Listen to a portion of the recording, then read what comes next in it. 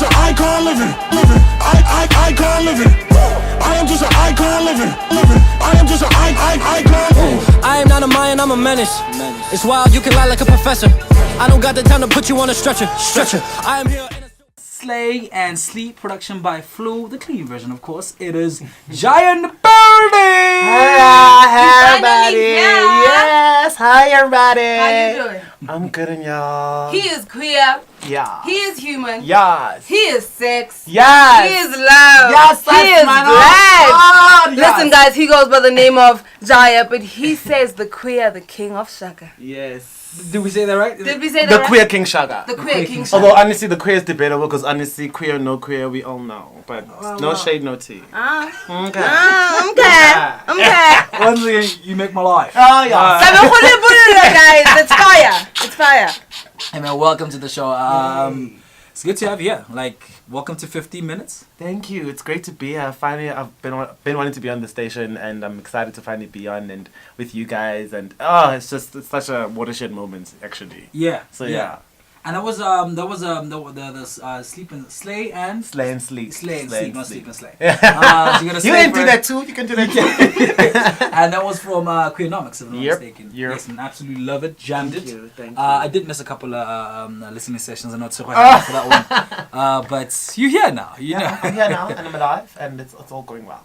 I mean, I think we can just jump right into it. I'm gonna let Dinawa here lead with this one. But being a gay rapper in the industry, I mean, like, yeah, you guys spoke off air about that, but tell us about that in a nutshell. In a nutshell, it's all everything that comes with being on the come up, and every rapper that's out there. Because God, ever since I've become a rapper, I know Unama rapper everywhere. There's as many rappers as there are wanna be soccer players, guys. Yeah. It's baningi. And I think added to that, there's the added pressure of the fact that everything that you do is naturally, and what you are is naturally against everything that the hip hop society has always been against, you know. So like it's always it's interesting for me. In fact, I get an adrenaline rush from all the hate and all the bad expectations or lack of expectation, because like, I mean, there's nothing better than to watch someone aswabe when they really underrated you. So it's quite the experience, but it's a worthwhile experience. I love it. I live off it.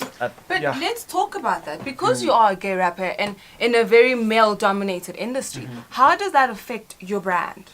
I think Or does it really?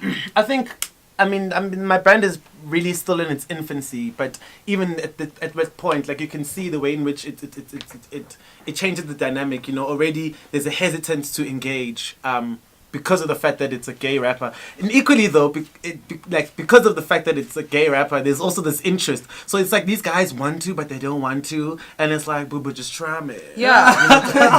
Dip, baby, dip. You know, so it's quite an interesting like paradigm in the sense that, like, you know, it's a want to, I don't want to kind of thing. But I think it's about any story. Like, I mean, if you think about DMX, he was a guy with a criminal record, and when he released his music, obviously there was a stigma because of that. It's about how you use your story and use your disadvantage to be your advantage. You know, that's what life is, inevitably. So it's inconsequential for me. Because I mean, on paper, it's not as good as it looks and it sounds like when you actually go to one of your performances. And I happened to, like, you know, tag along one a couple of months ago, a week ago, I don't know, I don't remember. But when I saw the actual, you know, and you were like, nah, that was just like a little, you know, tip of the iceberg. Yeah. But I got the whole concept of, like, I would pay for this. Oh, yeah. And that was actually amazing. So big up to you. Oh, yeah, thanks. And all of that. And you just mentioned, like, you know, you're using it to advantage. Are you the first, and or like it's just you more out there?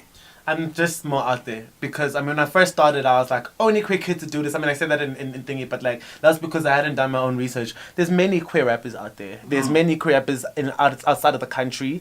Now that I've come out, I'm meeting more because more people are coming to me saying, oh my God, I rap too, and they're gay kids, you know, or lesbian, you know, like, or just trans. There's even the trans, by the way. Shout out to Lovemore in Eastern Cape. Like, they're all kids who also want to be rappers, you know. So I think I always knew, Guti, for me now at this point, like, I am the bait. If there's if given an analogy, if we're on two sides of an island and there's sharks, I'm essentially the bait that they've thrown over to see if the sharks will eat. I know that I'll land on the other side, but because of that, I know that many other people will come. So I'm happy that I'm not the only, because I Yeah. think the beauty of hip hop is not about the fact of like what can you floss, how much can you floss, how much can you do. It's about Yeah. telling your story and narrative.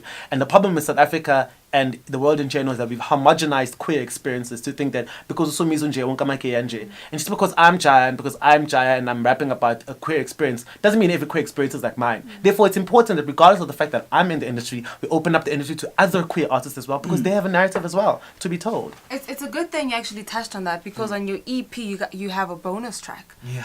Talk to me about that. G2G,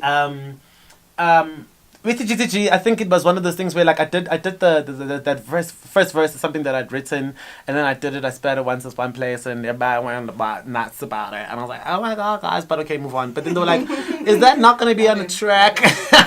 And I'm like, no, it's not gonna be on the track. Well, it's just fun. And then like I think it was like 3 days before the tape dropped, my producer went to me, listen, Gyre, shout out to him. I was like, dude, we need to make a beat.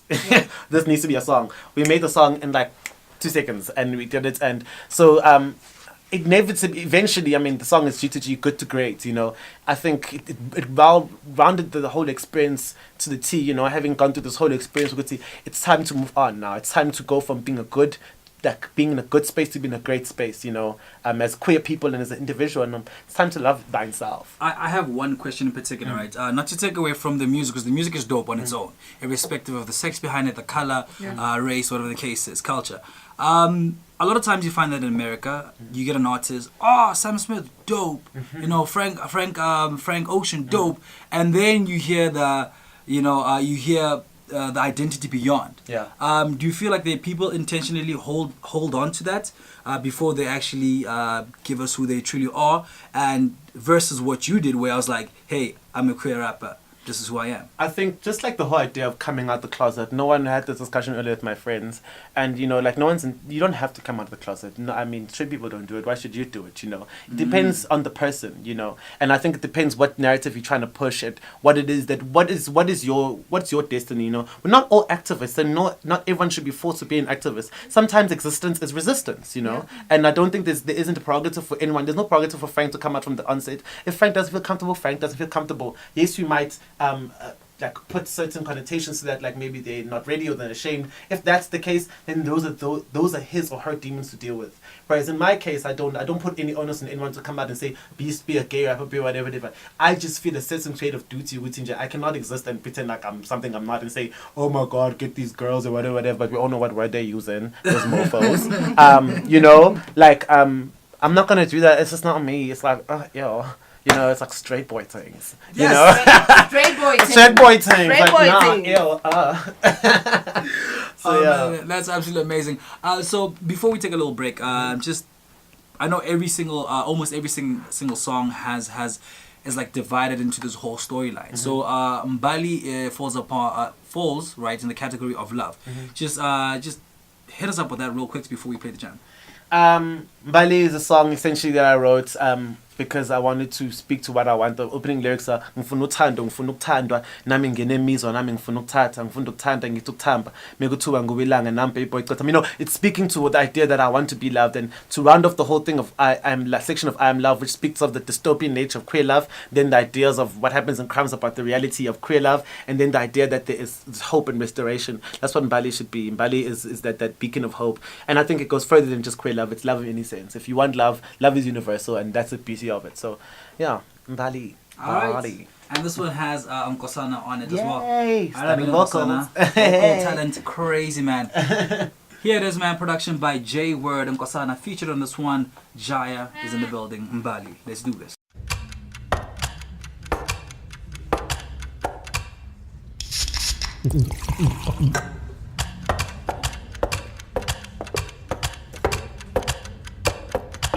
Red Bull gives you wings. I've seen this being performed. I've heard it before as well. It's absolutely amazing, man. Gyre here in the building, in studio on the Icon, and he is in our 50 minutes. Real quick, the name Gyre, like where does that come from?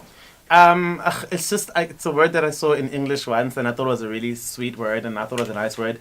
And then when I started rapping, I initially wanted doing exclusively conscious rap. So then I remembered the word and I remembered the meaning, which was like a vortex or a whirlwind. So the whole idea at the time was that like I am the vortex, so the whirlwind will take you to another dimension of thought.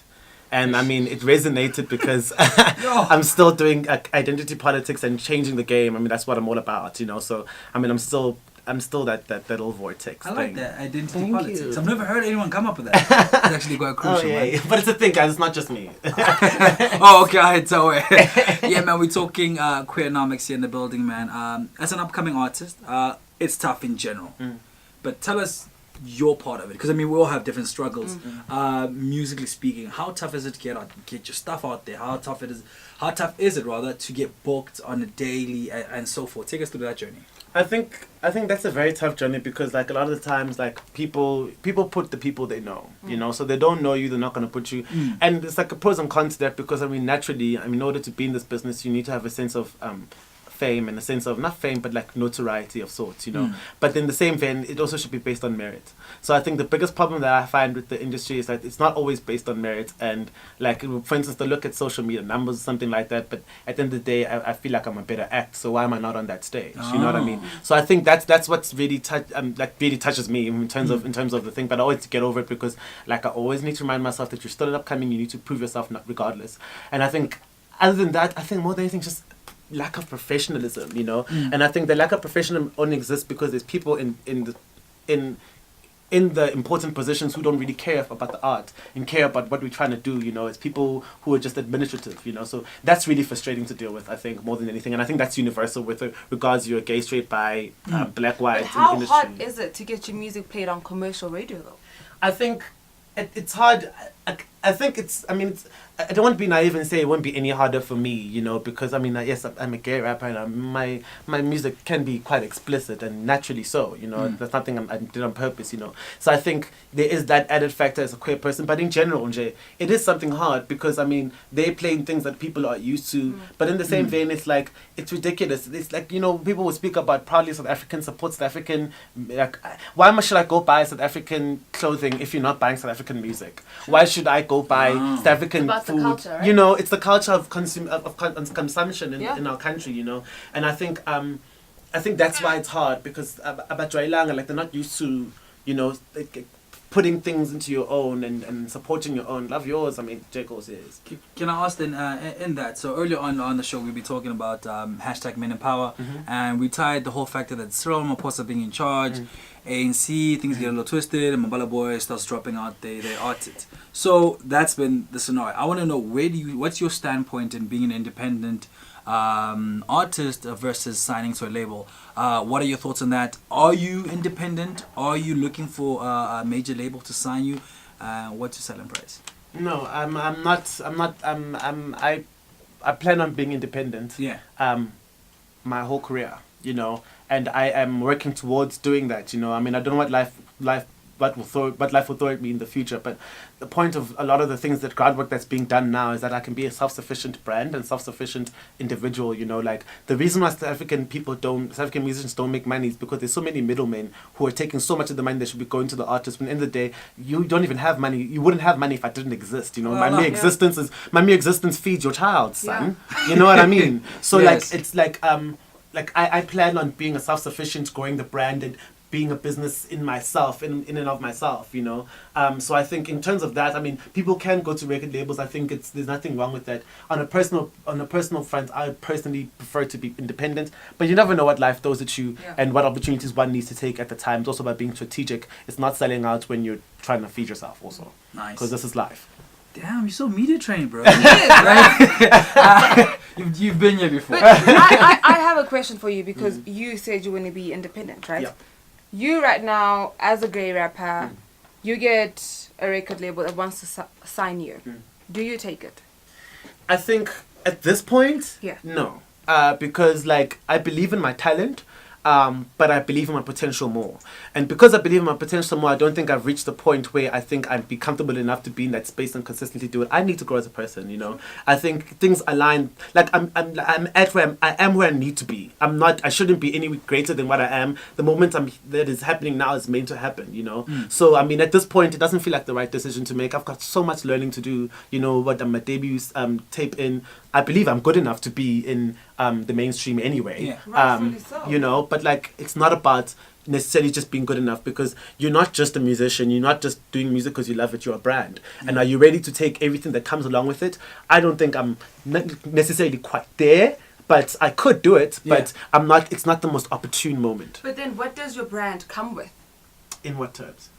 You're not just a musician, you're not just a rapper, so what are you then if you're not just your craft? I am. I mean, last year, for instance, I did talks with, for instance, the JJC Johannesburg Junior Council gave a talk on masculinity to 200 high school kids who were all voted into the things, and also at St. John's College. So, I mean, like, part of what I want to do is go in spaces, and not just bougie spaces, and not to say bougie spaces, but rather urban spaces, and go into ikas, you know, and have conversations about sexuality, you know. So that's something that I want to do. I'm a writer, I've been published. I mean, I always say also, like, you know, music for me is just the mode in which my creative expression comes out at the moment. Soon enough, I think the thing it will go away, and not forever, but I'll just have an alternative means, and I can see myself going into like production and writing. I used to write plays and scripts and whatever. And hell, I mean, I even have my biggest dream really in life is to work in football in some shape or form, whether it be a coach or an agent of sorts, you know. So like that's my dream. My dream is to actually go there. So then maybe I'll put the money, then I'll buy a club. Who knows? Listen, man, he is hungry. I love this guy. No, man, absolutely amazing to have you here. And I mean, like, you're so talented. Just to like, let's jump into the music, because people, if we want to get you know, our hands on the music right now, you have a tape out, and this is your debut tape, if I'm not mistaken. Yep. So where can people get a hold of Queernomics if they want to jam it out? Well, this girl, Lady Gyre, Queer Rap, is now on iTunes. So no more SoundCloud, guys. SoundCloud, for the sake of tweet that it's strong, it's hard to get this money. Fine, but iTunes, Apple Music, Google Play. Soon enough, within the next week, you'll have Deezer, Tidal, and Spotify. Actually, it's already on Spotify, so it's all on those platforms and available for purchase and for streaming. So that's where you go to get all things Gyre. And that's now we're talking that single that's available. And before we get into the single, right, which is called Eat My we're gonna take love that sheen, eh? So we're gonna test you out, right? We're gonna play a little game. You can freestyle, right? Okay. So we're gonna throw a couple of words at you. Okay. And we're gonna see what we can do. So do you have you said you can either go a cappella. Okay, yeah. Or we can get a beat. Ish. I say a cappella. Okay, let's go. Okay, all right. First word is S. Ooh. Ooh. I didn't know I could say ass. By the way, I'm sorry to eat my ass. No, it's, that's another word for donkey, so it's fine. Yeah. I can see all these niggas looking at my ass. See through real gaze, yeah. You don't need a glass. All these niggas wanna come through, get the hit quit real quick, real fast. But no nigga can come to me unless they fast. Pray to God, my nigga, nobody gon' come to me. Pray to God, my nigga, nobody gon' come in me. Pray to God, my nigga, nobody gon' come for me. Pray to God, my nigga, nobody is stronger than me. I'm Gyre. I come through with the real fire. I might just hire a whole crew, but nah, I already got a whole crew for me. For my own, that's enough. No. I stop it there. Next I stop it there. Fine. Straight. Yeah. I'm always thinking that's an agenda. Yeah. Straight talk. No one gonna come for me when I'm on this road. Nobody gonna come for me when I'm coming through. Nobody gonna roll with me. Nobody gonna fight me. Nobody gonna lie to me. Cause when God's on your side, my nigga, nobody is coming for me. Yeah. Come through with all those hurtful words like faggot. I don't care, my nigga. Y'all niggas still looking like maggots. So eat your dust up, maybe go back to your trash, nigga. Yeah, hashtag man of trash, yeah, nigga. It's what you is, yeah. Don't be changing up, acting like you don't wanna eat this cake up, acting like you don't know what nigga would make. I'll stop it there. Ish. This game is a sport. It's a sport. No, we purposely do a challenge you guys as well. Quickly, we basically use the content that we gather up and then we throw it up. And you did a good job. Fair enough. Thank you so much. If anything. So just heading back into what's yet to come. We have Eat My Ass. It's a single. It's the leading single. Yeah. Yes. So it's available on iTunes, Apple Music, Spotify, and Google Play. Yeah. Hey man, you did a good job right there. Thank you. So when the money comes in, we'll talk. You know. There was one thing in particular, right? And I feel like it's unfair for me as a consumer, given the fact that I've listened to your music and I've met you in person. Where are the visuals? People need to tie the visual to the sound. You know, it's something that I know that I've been lacking in terms of, but it's something that I'm genuinely working on. Expect visuals really soon. But yeah, it's just a matter of this is the come up. I'll be real with you. It's getting the funds. It's about getting the right kinds of things. Because it's not. I don't want to put out a video for the sake of. I think my music has clearly been on a certain level, you know, and I don't want any of that to be compromised because of the fact that I'm going to put something out for the sake of putting out, you know, like excuse the pun. But you know, like I want something to happen that's gonna be in tangent with the level that's been put out. So I mean, something that I'm working on, and I can assure you will have visuals really soon. All right. I'm looking forward. And Yeah. given the album art, I believe in the creativity as well. Yay, So thank you. just real quick, where can people get a hold of you on social media?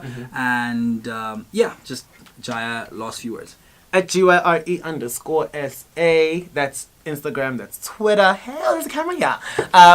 At Gyre Queer Rap. GYREQUEERRAP. That's on Facebook. Last words, now and always, queer pride.